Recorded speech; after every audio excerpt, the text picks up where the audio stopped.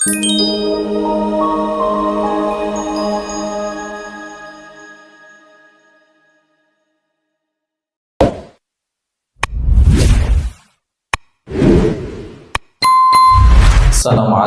warahmatullahi wabarakatuh. Innal hamdalillah nahmaduhu wa nasta'inuhu wa nastaghfiruh wa na'udzu bihi min shururi anfusina wa min sayyiati a'malina. Man yahdihillahu fala mudilla lahu wa man yudlil fala hadiya lahu. Asyhadu an la ilaha illallah wa asyhadu anna Muhammadan abduhu wa rasuluh. Allahumma salli ala Muhammad wa ala ali Muhammad, amma ba'd. Ayyuhal mu'minuna rahimakumullah, usikum wa iyaya nafsi bitaqwallah. Faqad fazal muttaqun, haitsu qala ta'ala ya ayyuhalladzina amanu ittaqullaha haqqa tuqatih wa la tamutunna illa wa antum muslimun. Ya ayyuhalladzina amanu ittaqullaha wa qulu qawlan sadida yuslih lakum a'malakum wa yaghfir lakum dhunubakum wa may yuti'illaha wa rasulahu faqad faza fawzan 'azima. Muslimin muslimat jamaah salat maghrib yang dimuliakan Allah, puji dan syukur kita panjatkan kehadirat Allah atas segala nikmat yang tersurah dan terlimpah, dan atas taufik dan hidayah pada petang hari ini Allah kembali mudahkan kita bertemu berkumpul di taman di antara taman surga, dan kita berada di bulan yang istimewa yang hendaknya kita menyadari dan kemudian memahami, lalu kita melangkah dengan sebaik-baiknya menyikapi tentang berada di waktu mana kita hari ini, sehingga setiap waktu demi waktu itu menjadi sarana bagi kita untuk menyiapkan bekal di sisi Allah SWT. Kita berada di bulan Dzulqa'dah, di mana Dzulqa'dah adalah satu dari 4 bulan haram. Bagaimana yang Allah firmankan, inna iddatash syuhuri indallah isna asyara syahran fi kitabillah yauma khalaqas samawati wal arda minha arba'atul hurum dzalika dinul qayyim fala tadlimu fihinna anfusakum. Sesungguhnya bilangan bulan di dalam satu tahun ada 12. Pada hari di mana Allah menciptakan langit dan bumi, di antaranya ada arba'atul hurum, ada 4 bulan haram. Apa saja 4 bulan haram itu dijelaskan oleh Rasulullah dalam sabdanya, as-sanatu isna asyara syahran. Dalam satu tahun ada 12 bulan. Coba kita hitung dulu 12 bulan itu apa saja sampai melotok ya, kita murajaah. Diawali dari bulan yang pertama apa? Ya, jangan Januari, kalau Januari nggak ketemu Dzulqa'dah nanti. Apa? Lanjut? Lanjut? Halo? Murajaah ini ya, diulangi, yuk biar sampai lancar. Pertama, lanjut, lanjut, lanjut, lanjut, lanjut, lanjut, lanjut, lanjut, lanjut, lagi, lanjut. Masya Allah, alhamdulillah, barakallahu fikum. Tapi coba dicek hitungan mundur. Kalau mundur bisa, insya Allah maju lancar. Dari Dzulhijjah dihitung mundur. Yuk, Dzulhijjah. Lanjut. Mundur. Mundur. Mundur.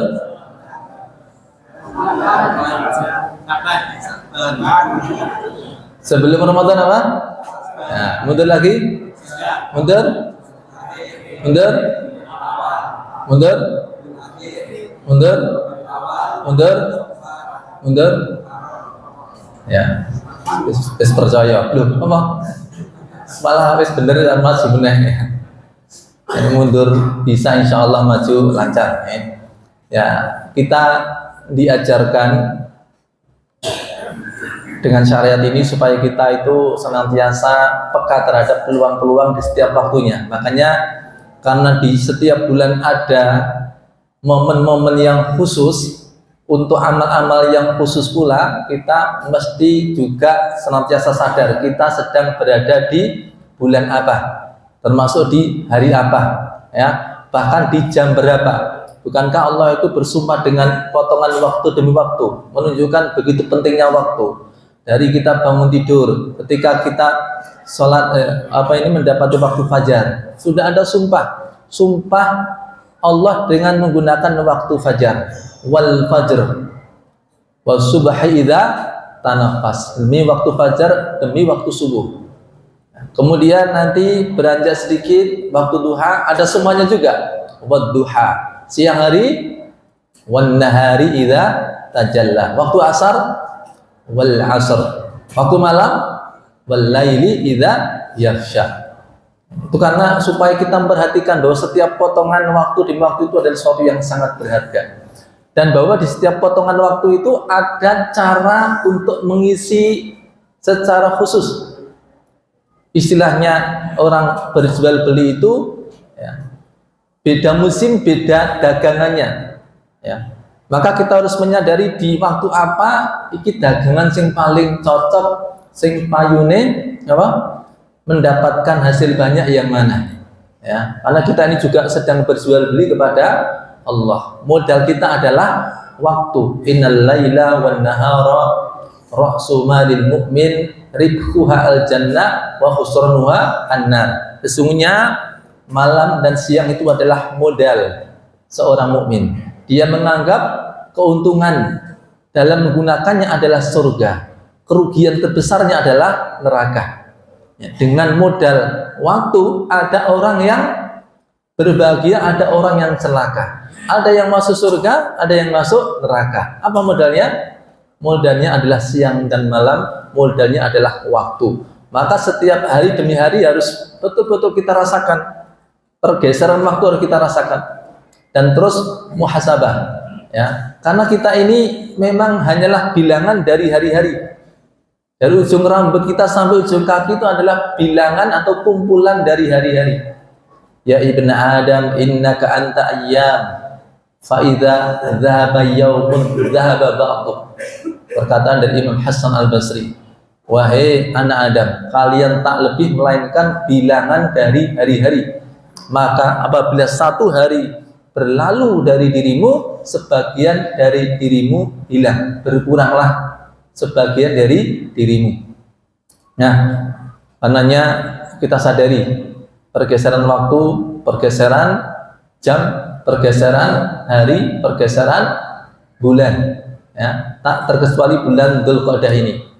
Baik, tadi disampaikan bahwa Nabi bersabda dalam satu tahun ada 12 bulan, minha arba'atul hurum, dari 12 bulan ada 4 bulan haram, 4 bulan suci. Salatul mutawaliyat, 3 diantaranya berurutan, Dzulqa'dah wa Dzulhijjah wa Muharram, dan satu lagi adalah wa Rajab Mudhar, ma baina Jumadai wa Sya'ban. Rajab Mudhar, bulan Rajab yang terletak di antara bulan Jumadil Tsani dengan bulan Sya'ban. 4 bulan haram, 4 bulan suci. Ada pantangan khusus, ada aturan main yang khusus pada bulan Dzulqa'dah sebagai satu di antara 4 bulan haram. Apa itu? Fala tadlimu fihinna anfusakum. Jangan sekali-kali kalian mendolimi diri kalian sendiri. Jangan menganiaya diri kalian sendiri. Yakni apa? Melakukan maksiat dan dosa. Jadi pantangan terbesar di bulan Dzulqa'dah sebagaimana di bulan haram yang lain adalah melakukan dosa. Karena ketika seseorang melakukan dosa, wa innal fujura yahdi ilan nar, sesungguhnya perbuatan dosa itu akan menggiring pelakunya kepada neraka. Seseorang ketika berbuat dosa, dia telah mengantarkan dirinya, menggiring dirinya kepada neraka. Ini pantangan terbesar di bulan Dzulqa'dah, ya. Sekaligus ini adalah merupakan cara menyambut yang baik untuk bertemu dengan bulan istimewa, bulan Dzulhijjah. Ma min ayyamin al-amalu salihu fiha ahabbu ilallah min hadil ayyam. Tidak ada hari-hari di mana amal saleh yang dikerjakan di dalamnya lebih dicintai oleh Allah dibandingkan dengan hari-hari ini, yakni ayyamul asyr. Ayyamul asyr yakni 10 awal Dzulhijjah. Jadi amal soleh apapun itu bagus dikerjakan pada bulan Dzulhijjah awal, 10 awal. Nah, di antara hikmah di sini saya ingin sampaikan bagaimana Allah mentarbiyah umat ini dengan syariatnya. Urutan dari Dzulqa'dah ke Dzulhijjah itu sangat indah sekali. Di mana di bulan Dzulqa'dah itu perintahnya adalah membersihkan diri dari dosa. Dzulqa'dah adalah bulan tazkiyah, bulan untuk membersihkan, menjauhkan diri dari dosa. Kalau dosa itu ditinggalkan, ketika jiwa seseorang bersih dari dosa, maka nanti ketemu bulan Dzulhijjah itu ringan di dalam mengerjakan ketaatan-ketaatan. Ya. Bagaimana seseorang itu akan, kalau dalam Islam itu kan syarat sebenarnya ada dua, ada takhaliyah dan tahaliyah. Takhaliyah itu mengosongkan dari perkara-perkara keburukan, dari kotoran-kotoran. Sedangkan tahaliyah itu adalah menyandangkan sifat-sifat baik, perkara-perkara utama dan mulia. Bagaimana seseorang mau pakai baju bagus, baju bersih, pakai parfum, neng daewis seminggu ratus, ya, turun bedino keringetan nganti kowoh-kowoh, ya, langsung gue kelambiannya, terus semprot parfum, kira-kira, iya, mabune, ya. Panting klenyit istilahnya, panting klenyit bahasa Indonesia apa? Pangel ya, nano-nano bapaknya. Rasanya itu aromanya rame-rame, ya. Nah, sama aja ketika seseorang dia itu di bulan Dzulqa'dahnya dia itu mengerjakan kemaksiatan, lalu berharap, ya, di bulan Dzulhijjah itu mewangi dengan amal-amal saleh, ya, nggak semudah itu. Setiap perbuatan maksiat itu berpotensi untuk apa? Melemahkan keinginan untuk berbuat baik. Maka biasanya kalau seseorang malas dalam mengerjakan kebaikan itu disebabkan dosa sebelumnya yang dia lakukan. Imam Hasan al-Basri mengatakan, innal 'abda la yuhramu min qiyamil lail. Sesungguhnya seorang hamba ada yang terhalang untuk mengerjakan qiyamul lail bidzambin amilahu fi naharihi. Disebabkan karena dosa yang dia kerjakan di siang harinya. Dosa di siang harinya menyebabkan apa? Susah untuk mengerjakan sholat malam di malam hari. Jadi kadang seseorang itu biasanya dia bisa mengerjakan sholat malam, tapi suatu kali berat. Bukan karena kecapean kerja keras di siang hari, bukan pula karena kurang tidur, wong awan ya turu 2 jam, ya, turu 1 jam. Tapi karena apa? Dosa yang dikerjakan di siang hari. Ya. Meskipun sebenarnya disunahkannya tidur siang itu memang dalam rangka untuk jaga-jaga sholat malam. Ya. Jadi qailullah itu Pak, itu sekira setengah jam. Ya. 20 menit, setengah jam, atau paling lama itu 1 jam. Ya. Qailullah kok 3 jam. Ya, semaput ya kayaknya. Jadi tidur siang itu sebentar untuk jaga-jaga sholat malam. Wong wis turu awan lah kok ora tangi bengi sholat, iku kaya wong pas wayah sahur melu sahur, wayah sarapan melu sarapan. Ya. Paham nggih? Wong nek wis nindak ke sahur, nggo persiapan apa? Berarti niat poso. Wong nek wis tangi turu siang, turu awan, itu berarti apa? Siap untuk bangun malam. Nah, turu kuwi awan tinggo bengi tinggo turu, ya. Turu terus dong ya. Awan ya turu, bengi ya turu. Baik, yang ingin saya sampaikan di sini hubungannya apa dengan materi kita tarbiyatul aulad, ya. Bahwa wasilah tarbiyah tidak bisa dihindarkan, itu adalah berupa perintah dan larangan. Ya, larangan diperlukan di dalam wasilah ataupun sarana mendidik anak-anak kita. Saya sampaikan ini karena ya mungkin sekira 15 tahun yang lalu atau 20 tahun yang lalu itu sempat viral cara pendidikan yang dianggap kekinian ya, dari ya wallah alam apa dari barat atau mana teorinya ya, yang intinya adalah dalam mendidik anak itu jangan mengatakan kata jangan. Angel ya. Jangan mengatakan kata jangan. Lha iku wis awale nganggo jangan dhisik ya. Jangan mengatakan kata jangan sama anak ya. Jadi menghindari kata jangan, menghindari larangan untuk anak. Nah terus gimana caranya? Pokoknya dialihkan menjadi kalimat positif ya. Misalnya apa? Anak mau nyemplung sumur ya, dikatakan sebaiknya bubuk saja gitu ya. Jadi nggak boleh mengatakan jangan nyemplung sumur, nggak boleh ya. Sebaiknya bubuk saja gitu ya. Kalau dia apa ini mukul temennya gitu ya, sebaiknya apa? Makan roti saja misalnya. Pokoknya disuruh apa? Pakai kata-kata yang positif. Tidak boleh menggunakan kata jangan. Ya. Beberapa kelihatan masuk akal, mungkin juga lebih apa ini ya, menunjukkan kelembutan kasih sayang pada anak-anak. Tapi ya dari awal kalau tidak sesuai dengan tata cara Islam itu makanya jangan gumun dulu gitu ya. Di dalam Islam itu sebagaimana ada perintah, larangan juga menjadi wasilah tarbiyah. Ya. Maka kalau kita perhatikan, wallah alam, jangan-jangan juga karena mereka tidak mengenal kata jangan, ya, sehingga mereka tidak tahu batasan mana boleh dan mana tidak boleh, mana berbahaya dan mana tidak berbahaya. Ketika dialihkan mereka tidak tahu kenapa dialihkan, ya, sisi bahayanya juga tidak tahu.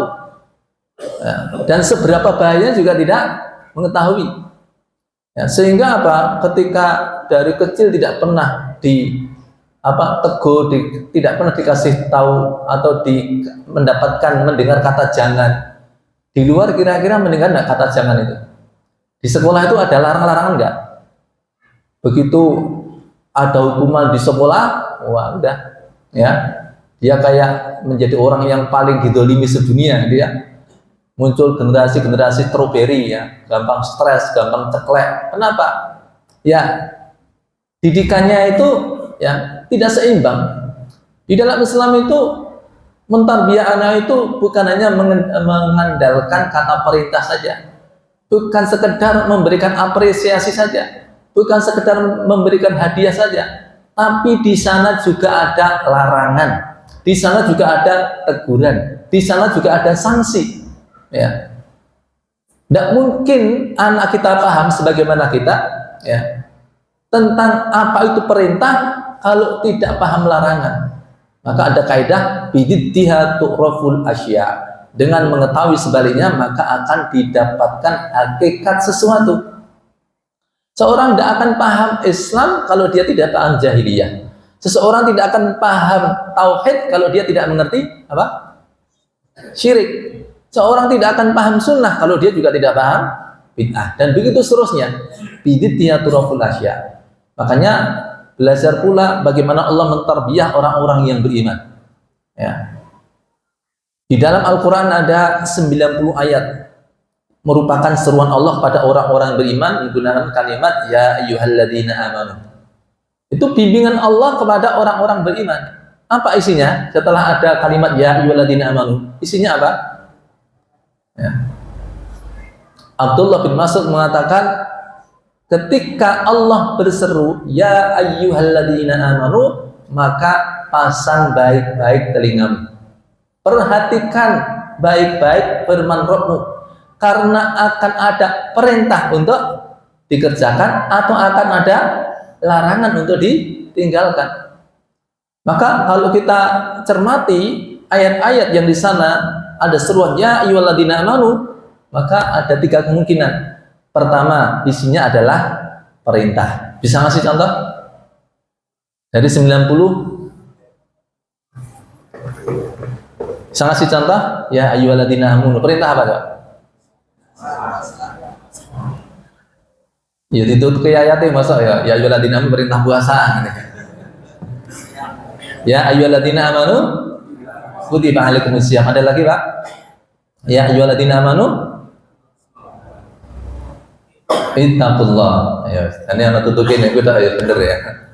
Nah, itu perintah. Seruan Allah kemudian berisi perintah kepada orang beriman. Sekarang seruan Allah berisi larangan. Ya ayyuhalladzina amanu, apa coba? Yang isinya langsung larangan. Ya ayyuhalladzina amanu.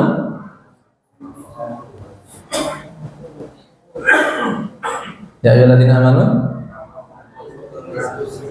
Itu kalian pastan ibunya ya, boleh. Ya, ada yang langsung larangan itu. Ya ayyuhalladzina amanu la tulhikum amwalukum wala auladukum an dzikrillah. Jangan sampai melalaikan kalian dari zikir pada Allah, anak-anak dan hartamu. Sekarang yang isinya yang ketiga ya kemungkinannya berisi perintah dan larangan. Jadi ketika Allah menyuruh orang-orang beriman, di situ ada perintahnya sekaligus ada larangannya. Ada yang ngasih contoh? Contohnya apa? Ya ayyuhalladzina amanu dkhulu fis-silmi kafah wala tattabi'u khutuwatis syaitan. Ada perintah, ada larangan. Itu tarbiyah Allah kepada orang-orang yang beriman. Ya bukan sifatnya umum. Kalau untuk anak-anak apa ya begitu. Ya, Allah memberikan contoh seorang bapak. Dia bukan seorang nabi, tapi karena begitu dia memiliki hikmah yang luar biasa di dalam mendidik anak, ya, sampai namanya disebut di dalam menjadi nama surat dalam Al-Quran.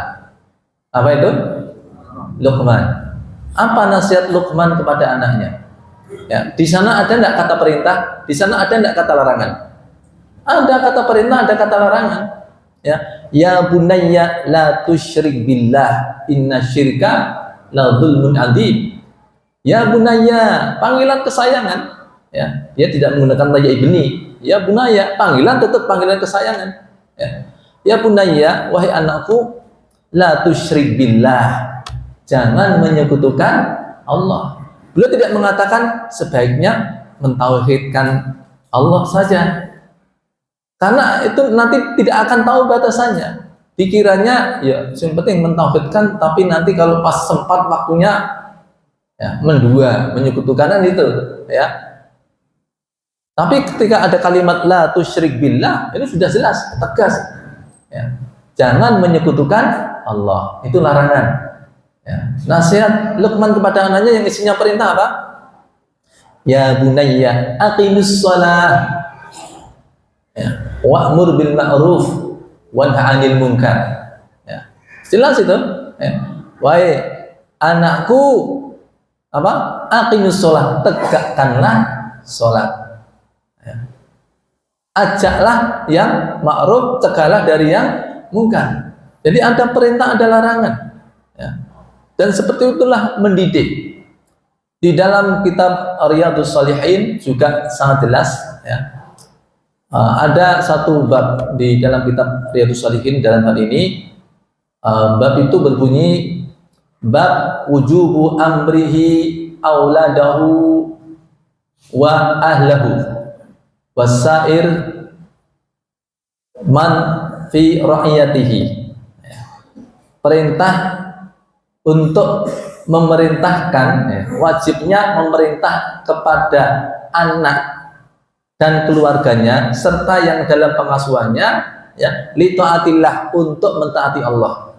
Jadi kepala keluarga wajib memerintahkan kepada anak, keluarga dan orang-orang yang dalam pengasuhannya untuk mentaati Allah ya. Wa nahyi an irtikabi ma manhiyun anhu, dan larangan atau dan wajibnya melarang mereka dari melakukan perkara-perkara yang dilarang oleh Allah ya.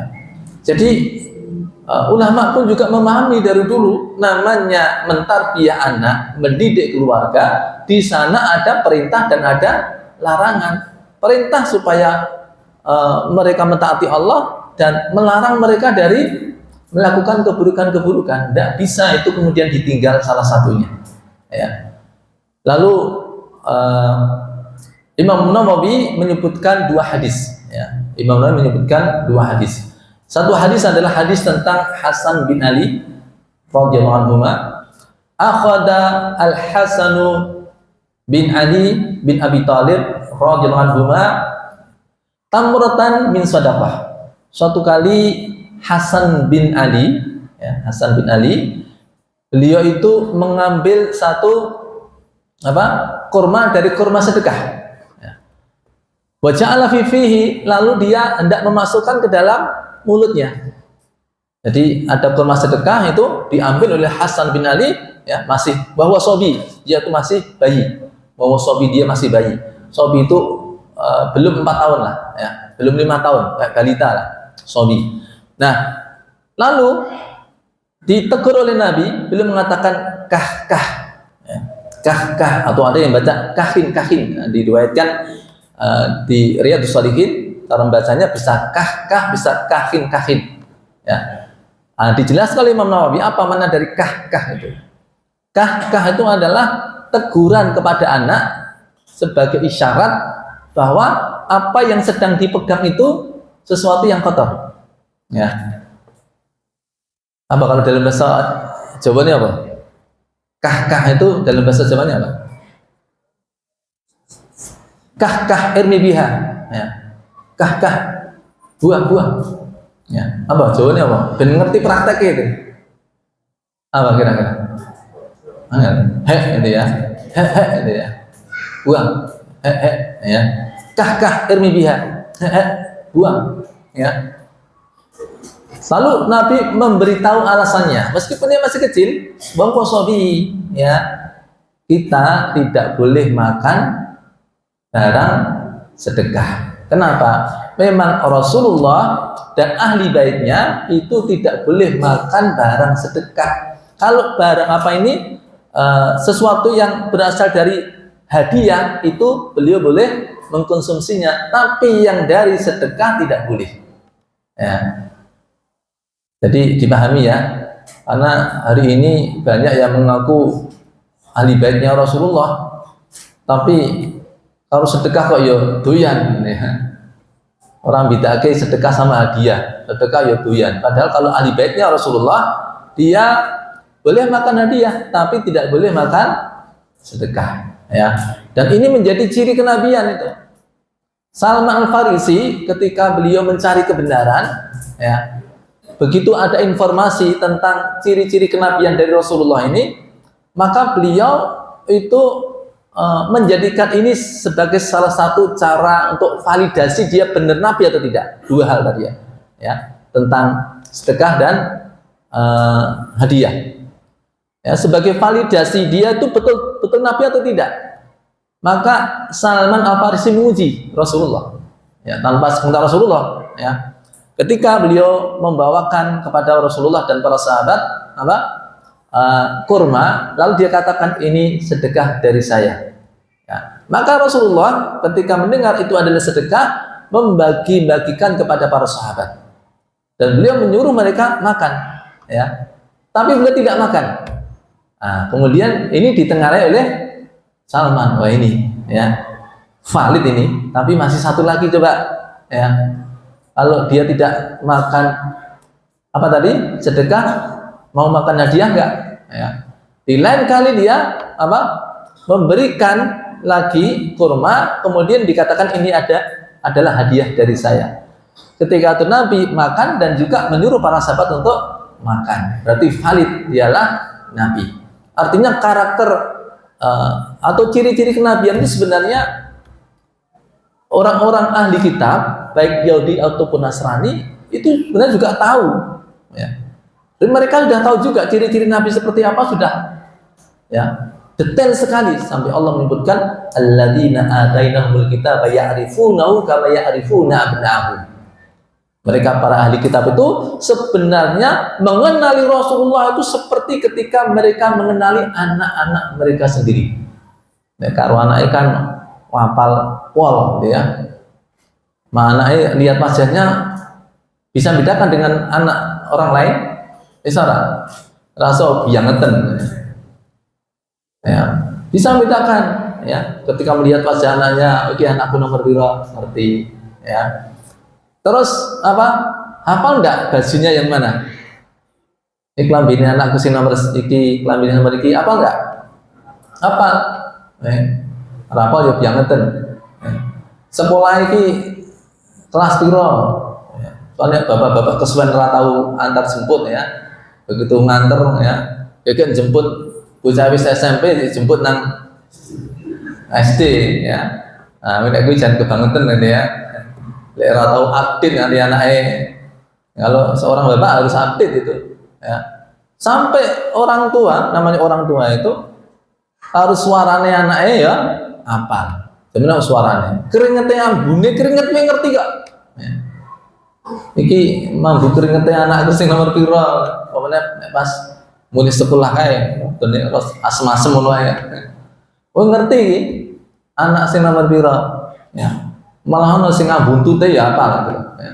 Saking apalnya babakan anaknya. Nah, pengetahuan ahli kitab itu karena memang ciri-ciri kenabian sudah disebutkan di dalam kitab-kitab sebelum Al-Quran, mereka sebenarnya mengenali betul-betul detail ya. Siapa itu nabi itu ya, sangat detail.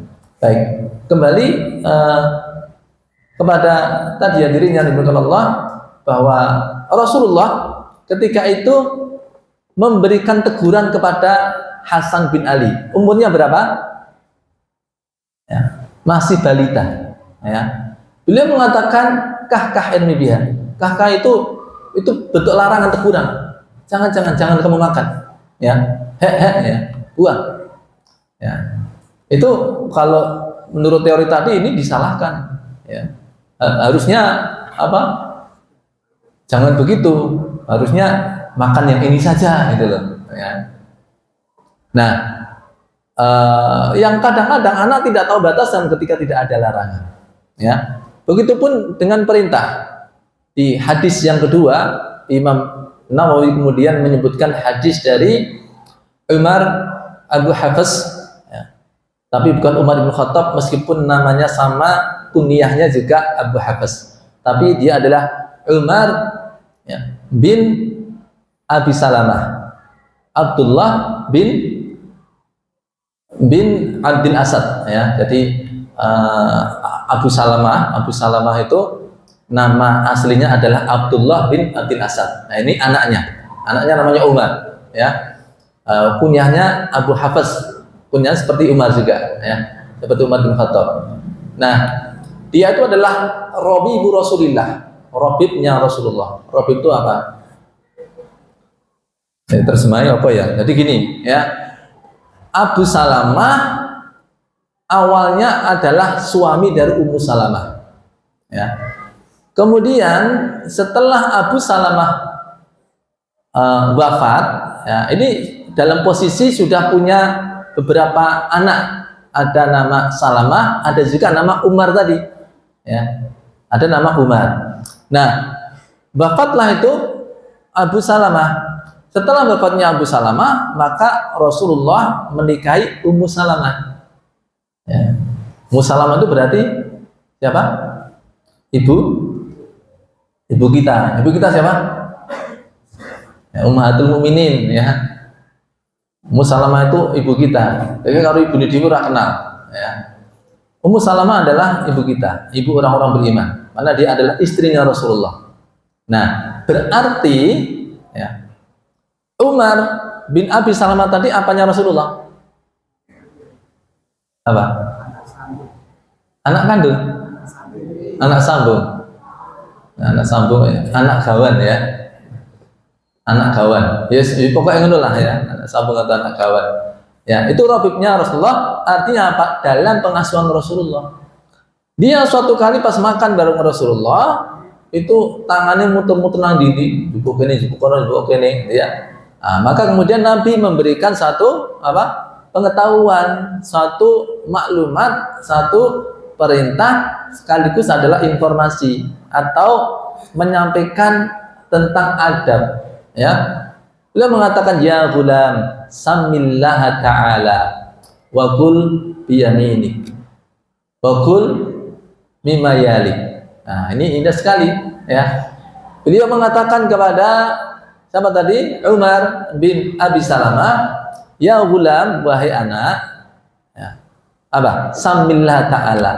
Sebelum makan bacalah basmalah. Cukup baca bismillah. Wa qul biyaminik, makan dengan tangan kanan. Ya. Ukul mimma yalik, makan dari yang terdekat. Ya. Sampai kemudian Umar bin Abi Salamah mengatakan, dan itulah semenjak itu menjadi kebiasaan setiap kali aku makan. Ya, membaca basmalah menggunakan tangan kanan dan apa? Ya, dan mengawali dari yang paling dekat, mengambil yang terdekat. Nah, ini yang fasadakumullah, bahwa pada tarbiyah itu berlaku perintah dan larangan. Di sana juga ada teguran, ya, ataupun juga ada apresiasi. Yang paling penting adalah yang perlu diperhatikan, kita harus proporsional. Ya aja terus ndangan gur disengeni terus, ya. Bendina diseneni ra tau ana Selasa, ya. Bendina kok Senin, ya. Kadang mohon maaf, ada di antara orang tua yang komunikasi dengan anaknya itu enggak sehat, ya. Sehingga dia jarang berkomunikasi dengan anaknya, ya, secara verbal. Katanya laki-laki tidak bercerita, ya. Wong karo koncone cerita gedabrus karo anake ra dibahan arep cerita coba, ya. Ini nek ra kebiangeten ya ora, ya. Jadi kalau ketemu koncone ngomongnya wah, ya, ora entek-entek bahane, ya. Nanti sewengi ora turu ngopi nang angkringan ngono betah. Karo anake lagi setengah jam ngono wis kaya-kaya, ya, selara betah-betah ya. Ora dibahan arep ngomong apa. Itu kebangetan lho, ya. Kudu pinter cerita ya orang tua itu, ya. Berceritalah wahai para bapak, ya, untuk anak-anak panjenengan, ya. Jadi ada di antara orang tua begitu, komunikasi dengan anak itu jarang. Kapan dia komunikasi secara verbal, ngomong sama anak? Ketika anak melakukan kesalahan, okay.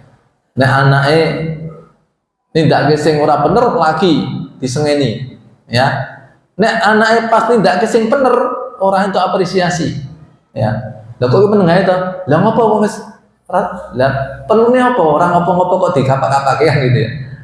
Loh, kalau panjenengan memberikan teguran ketika anak salah, ketika dia lagi benar ya kasih apresiasi, itu yang namanya adil, ya. Tapi sisi lainnya ya jangan kemudian apa? Perintah terus tanpa ada larangan yang membuat dia tidak memiliki ya pengetahuan tentang batasan-batasan, ya. Makanya bagaimana Allah juga mendidik, Nabi juga mendidik, ya, supaya kita bahkan dari sedini mungkin memiliki pengetahuan tentang batasan-batasan. Al halalu bayyinun wal haramu bayyinun wa bainahuma umurun mushtabihat la ya'lamuhunna katsirun minan nas, ya. Yang halal jelas, yang haram jelas. Antara keduanya ada perkara yang sangat yang kebanyakan manusia tidak tahu. Maka dari awal itu sudah anak-anak dijelasin dulu mana yang halal, mana yang haram, ya. Ini baik, ini buruk, ya. Ini kerjakan, ini jangan. Nah, itu, ya. Supaya apa? Pengetahuan dia dari awal itu sudah karena apa ya? Perkembangan zaman, ya. Ini demikian luar biasa, ya. Dan banyak hal yang harus diketahui anak. Sementara kalau tidak dari sejak dini, ya, jangan sampai mereka sudah terbiasa dengan sesuatu pada itu sesuatu yang dilarang. Itu nanti akan susah, ya. Kalau dia tidak pernah dilarang dari melakukan sesuatu yang diharamkan, ya, maka nanti ketika mereka sudah membiasakannya, nanti gede itu ngelarang itu aman, ya. Maka dari sedini mungkin tetap, ya, kaidah perintah dan larangan, ada sanksi, juga ada apresiasi, ada hadiah, itu sesuatu yang diajarkan di dalam Islam. Wallahu a'lam bishawab, yang bisa sampaikan mudah-mudahan bermanfaat. Akhirul kalam, assalamualaikum warahmatullahi wabarakatuh.